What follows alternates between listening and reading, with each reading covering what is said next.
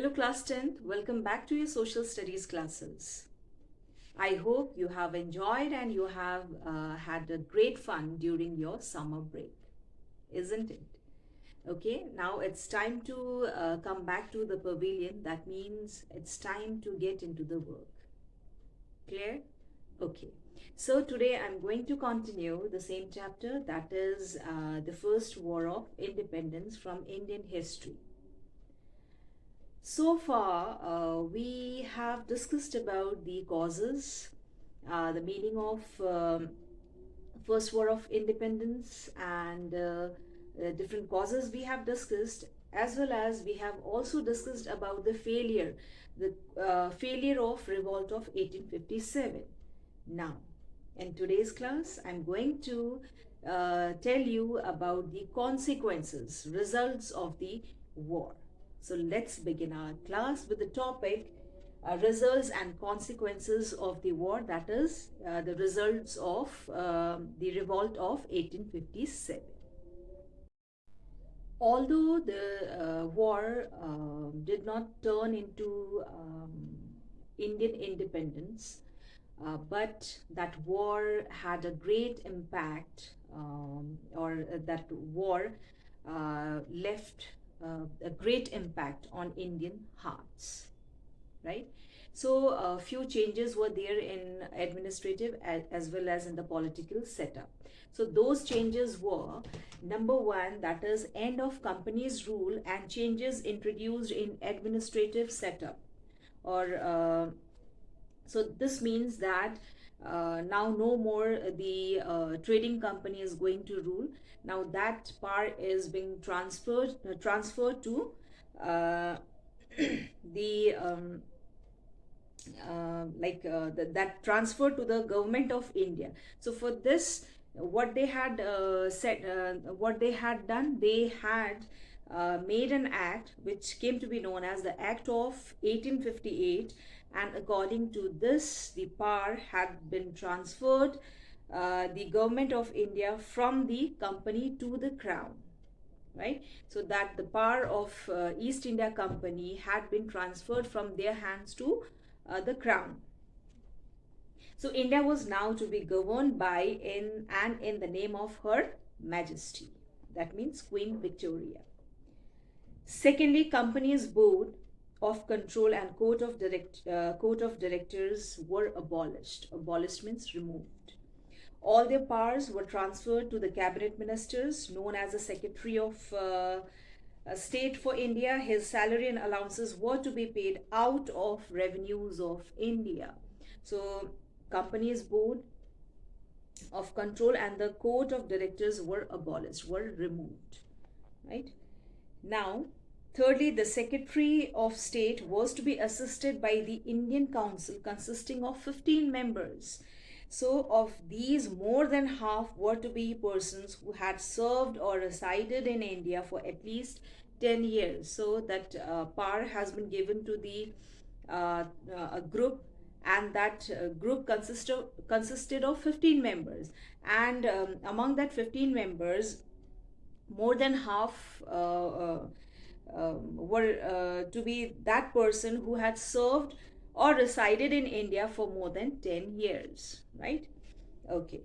Now, fourthly, appointments to the civil service were to be made by open competition under rules made by the Secretary of State in council. So appointments to the civil services, job to the civil services to be done to be an open competition, right, under rules made by Secretary of State in council. So this means that the company could not recommend any person to be a part of civil service or to be part of civil services here. Okay. So the company could not directly appoint anyone from their own, by their own choice, right? Okay, so because they were that was made open competition, right? Now, lastly, the Governor General, that title received the additional title of Viceroy. Now, no more that Governor General would be known as Governor General. That person, that Governor General, would be called as Viceroy. The title was given. While he remained the Governor General for the provinces under the British rule, he came to be known as the Viceroy, that is, representative of the Crown. In India, vis-a-vis the native princes, the Rajas, and the Nawabs. Queen's proclamation, very important. Incorporating these changes was made public at Allahabad, now known as Prayagraj, on 1st of November 1858 by Lord Canning as the first Viceroy and Governor General of India. So just point to be noted here, underline Lord Canning. So Lord Canning became the first Viceroy, right? He was the first Viceroy and Governor General of India, Viceroy. And Queen Victoria proclamation incorporating these changes was made public. It was made public at Allahabad. Now Allahabad is known as Prayagraj, right? And that announcement was done in 1858, 1st November 1858. So which came to be known as Queen Victoria's Proclamation. Now, second is policy towards the Indian princes and chief. Queen Victoria declared in her proclamation of 1858 that the British government would not annex the Indian territories. Now, Britishers or British company would not annex or would not capture, would not occupy any Indian states, any Indian territories, right? Secondly, all the treaties that the princes had concluded with the company would be honored and succession were also recognized. So succession was also recognized means earlier we had discussed about the doctrine of lapse. According to that doctrine of lapse, the if a king is not having his natural heir, natural son, then he could not adopt, and he had to automatically, that kingdom would be transferred to the British company. So now that will not happen, right? And that's rights of adoptions and successions also were also recognized. That means that they will welcome, or they could adopt a son, right, according to Queen Victoria's proclamation.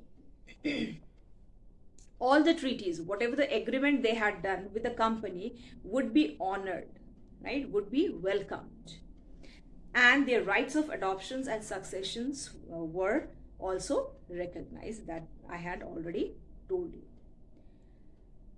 At the same time, they could have only a limited number of troops. Troops means army person, army men. Since Nana Sahib had taken an active part in the war and had fled into jungles of Nepal, never to return again, the office of the Peshwa was abolished, was finished, right, was no more. With the death of Bahadur Shah, who was deported to Rangoon, the Mughal imperial dynasty founded by Babur came to an end. So from this, the Mughal dynasty came to an end after the death of Bahadur Shah Zafar,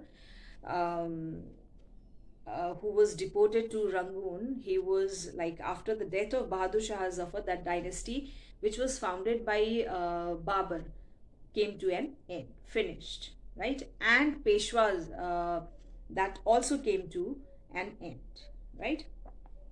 Okay, now next is reorganization of the army.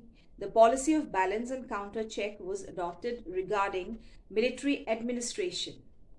The proportion of the British to Indian soldiers was increased, which was earlier the number of Indians were more as compared to the Britishers, English soldiers, right?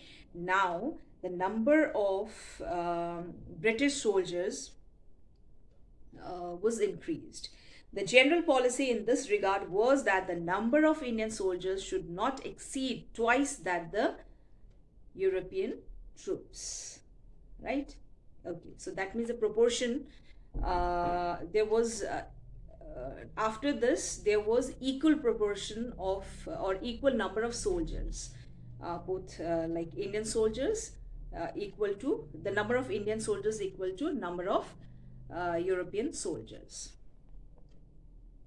Artillery and other effective weapons of warfare were reserved for the British troops in India. All key positions in the army were reserved exclusively for the British. Indian soldiers belonging to different castes and creeds were mixed up in the manner that no sentiment of unity and nationalism could arise among them. For the same reason, supply of newspapers, journals, and nationalist publications to soldiers was stopped. Okay, point to be noted here. I told you that the number of Indian soldiers was equal to the number of European soldiers. But according to the policy of counter and balance and counter check, according to that policy, the Britishers had made changes in the setup, in the army setup. So according to that policy, what they had done, they had increased the they had reduced the Indian soldiers number of Indian soldiers and increased the number of European soldiers in such a way that that the number of Indian soldiers should not exceed should not exceed twice that of European troops. That means the number of soldiers, Indian soldiers, should not double to the European soldiers, right? And so that they could have a check on Indian soldiers, as well as they could crush the Indian soldiers if they again revolted against the Britishers, right? Okay, so that was the reorganization of the army, and they had adopted or they had made a policy, that is a policy of balance and counter check, right? Okay, now next is artillery, right? And effective weapons were only reserved for the Britishers. Those weapons, those equipments were not for Indians. Another important point is all key positions in the army, that means all the higher posts, that were reserved exclusively for the Britishers only. That means that key position, high ranks, that were reserved for Britishers only, not for Indians, right? Okay.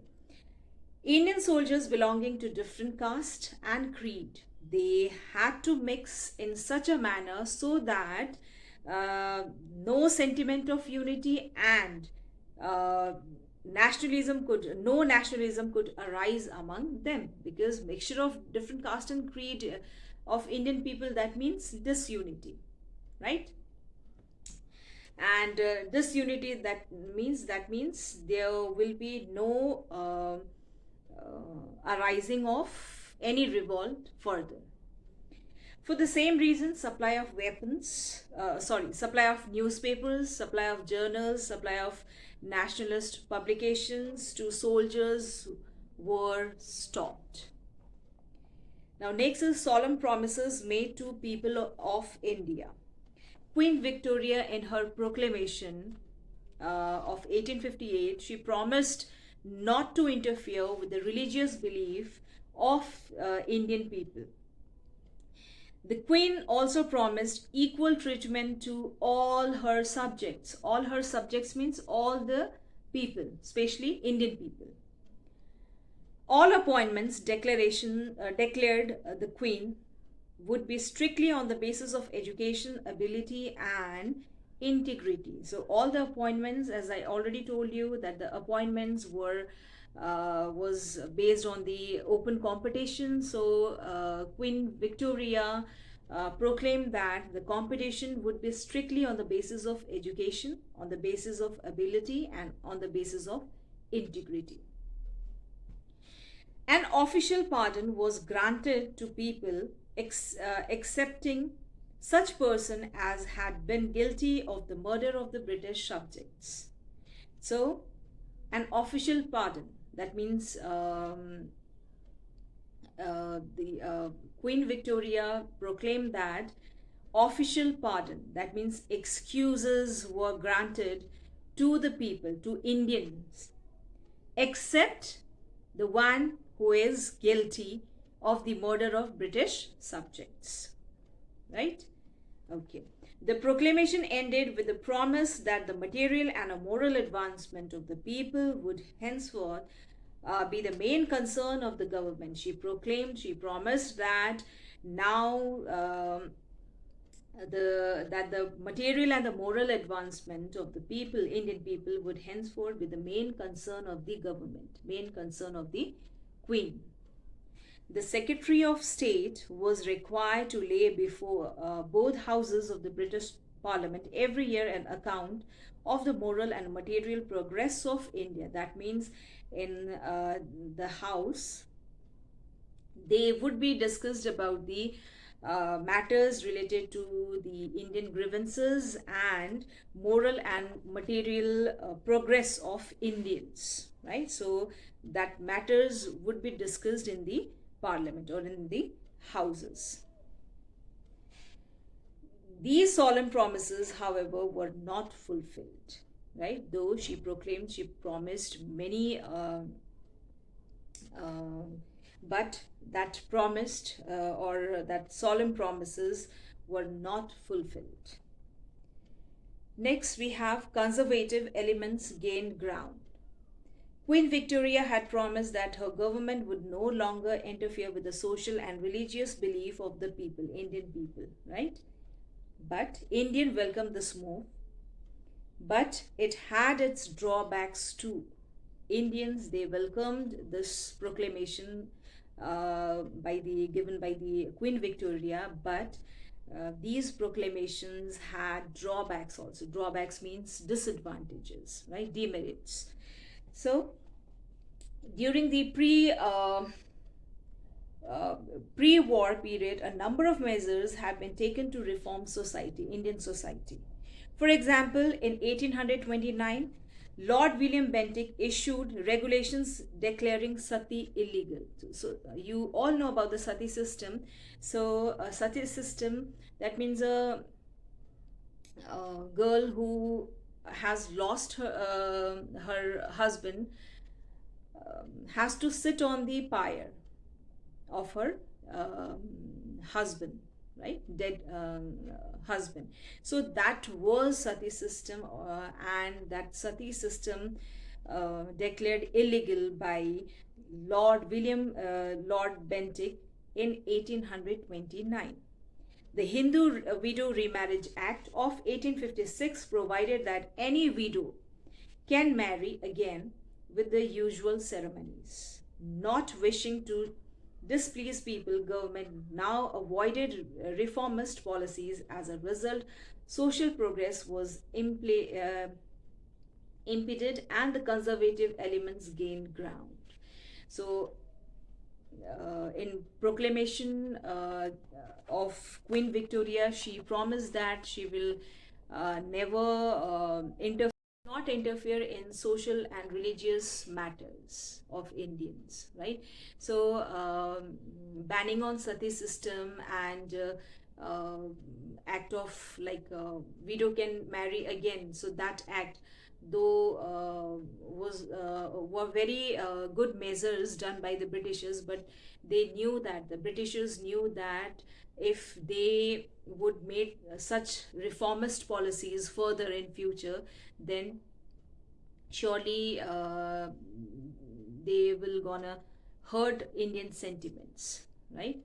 So after the proclamation of Queen Victoria, what they did not want to displease Indians, right? So what they did, government now avoided making such policies or such reformist policies further in future. Because of this, as a result, social progress was impeded, that means that shattered, and the conservative elements, that mean conservative minds, gained ground, right? Okay, now next is policy of divide and rule.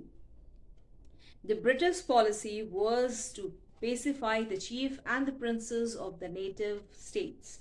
They were being converted into loyal supporters of the British Raj. This was done to create a wall of separation between the princes and the ordinary masses of the land. So British were successful in this policy, that is policy of divide and rule. So the British the British was successful to pacify the chief and the princes, the Raja and the Rajans of the native states. They were being converted into loyal supporters of the British Raj, right?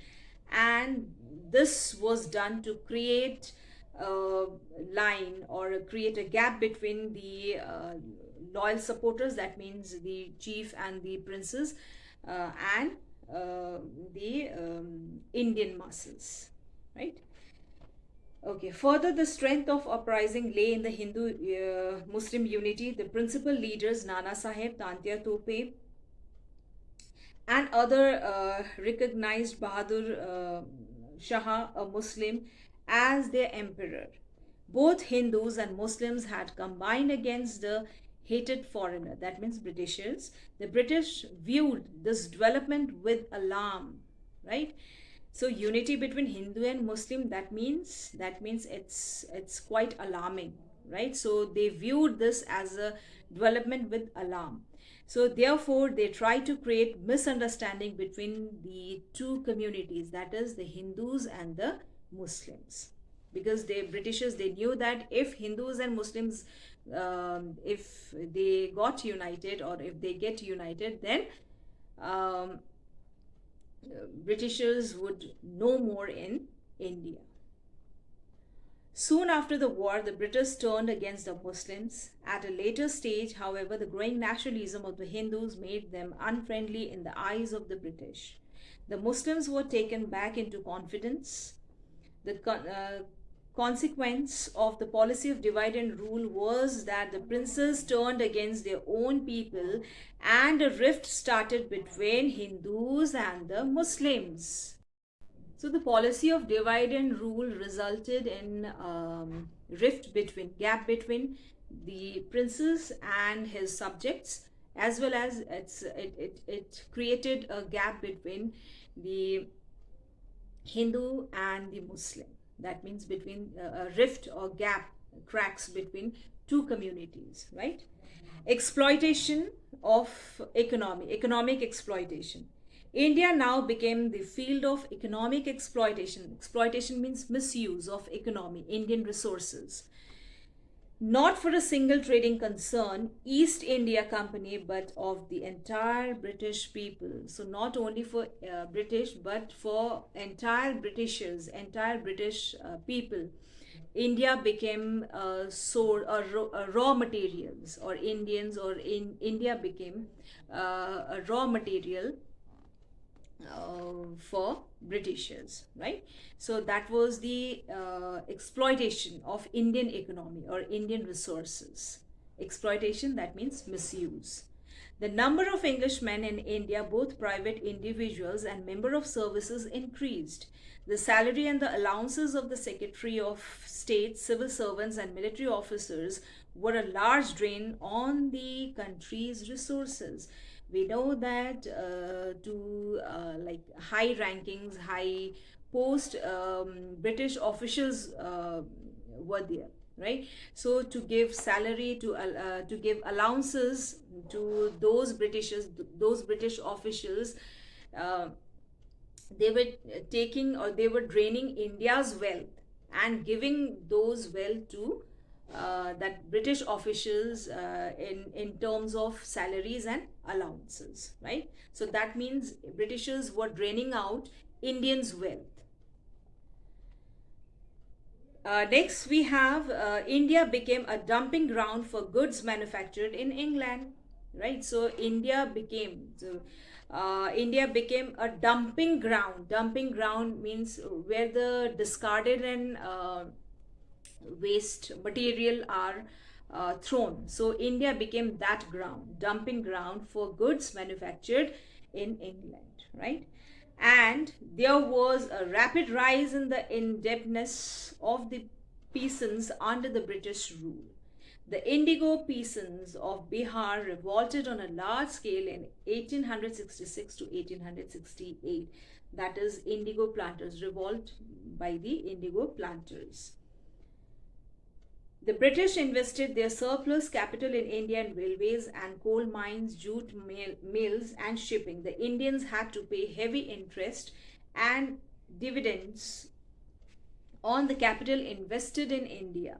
The British fought the Bhutan War in 1863, the Burma War in 1885, and a war with Afghanistan in 1878, whose cost, both in men and money, Indians had to bear. Right? So we know war means it's a what? Loss of lives as well as loss of um economy and loss of resources, lives and resources and properties. So during those wars, during Bhutan War, Burma War, and Afghanistan War, Indians uh, had to bear both in terms of lives and in terms of money. Rise of nationalism in India. The British soldiers were guilty of most inhuman atrocities, inhuman treatment, right? In the words of Jawaharlal Nehru, they spread terror everywhere.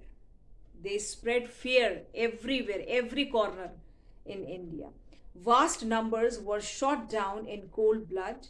Large numbers were shot to pieces from the mouth of cannon, and thousands were hanged from the wayside trees. Such barbarous scenes, such dangerous, such inhuman scenes were never forgotten by the Indian people. Popular songs in praise of Tantia Tope and Rani Lakshmi Bai and others kept the memory of their heroic deeds alive. The Rani of Jhansi became India's Joan of Arc, whose very name revived the spirit of patriotism. The war became a symbol of challenge to the mighty British power in India.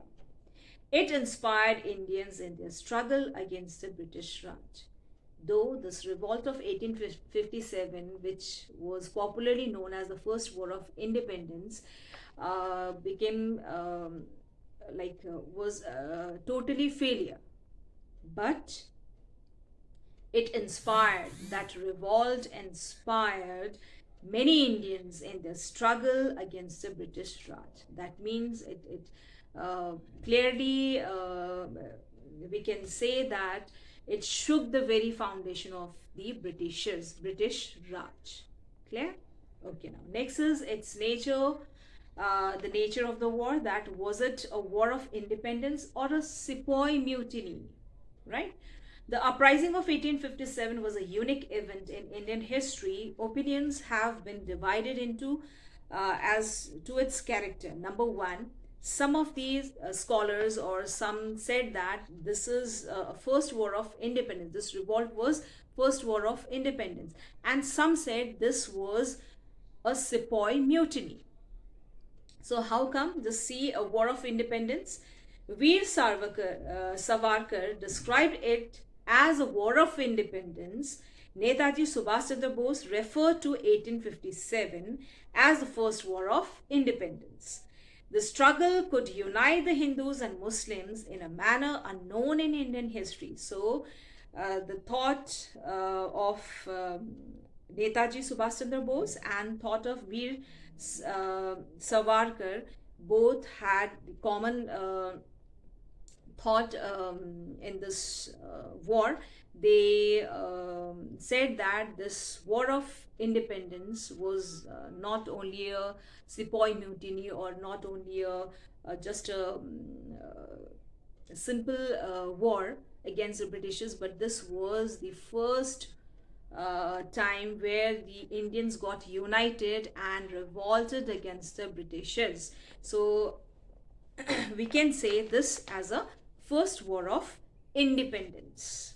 So that was the first time that the Hindus and the Muslims got united and they did against the Britishers. A sepoy mutiny, Sir John Lawrence, on the other hand, was of the view that it was a mere sepoy mutiny. In his view, the most proximate cause of the mutiny was the Cartridge affair and nothing else. So, Sir John Lawrence said that this was not a war of independence, but it was a sepoy mutiny. So, sepoy mutiny, why he said this? Because he said that it was this war was occurred after the refusal of greased cartridge in Enfield rifle by the sepoys, right? That is why he referred this war as a, not as a war of independence, but as a sepoy mutiny.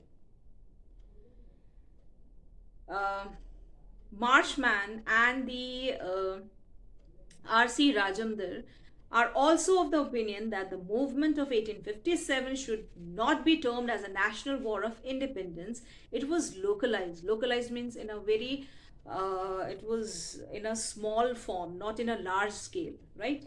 And restricted and unorganized in character, means there was no such planning, without plan. The revolt developed into a war of independence. It would be incorrect to describe it as mere sepoy mutiny. There is no doubt that in certain parts, particularly in Bihar and eastern Uttar Pradesh, the movement had assumed the character of a national revolt. So it was not it would be incorrect if we say that it's mere sepoy mutiny. It is, or it was, the national movement against the Britishers for the first time in Indian history, right? So no doubtly we can say that in Bihar and eastern Uttar Pradesh the movement had gained its momentum, and besides the sepoys, millions of people, besides those sepoys of merit, other people, other Indians from all over India, they took part in the war. At first, the crisis appeared as mere sepoy mutiny. In initial stage, it was seemed that only it was a mere sepoy mutiny, but later, soon it changed its character and became a national uprising. It became a vigorous, right? So, Jawaharlal Nehru wrote in November 1932, the revolt developed into a war of Indian independence against the hated foreigner, against the Britishers, right? So, it is incorrect to say that this this war was very limited, or this war was very localized, or very small in scale, or this was incorrect to say this is mere a sepoy mutiny. So this war was actually the war where the Muslims and the Hindus got united, where the women, children, means the means all people from all classes, they got united and fought against the Britishers, and this was the first war in Indian history. That is why we can say this war as the first war of independence, revolt of 1857. Clear? Okay. So children, here we have completed this chapter. Soon we'll meet in the next video. Till then, bye bye and stay safe.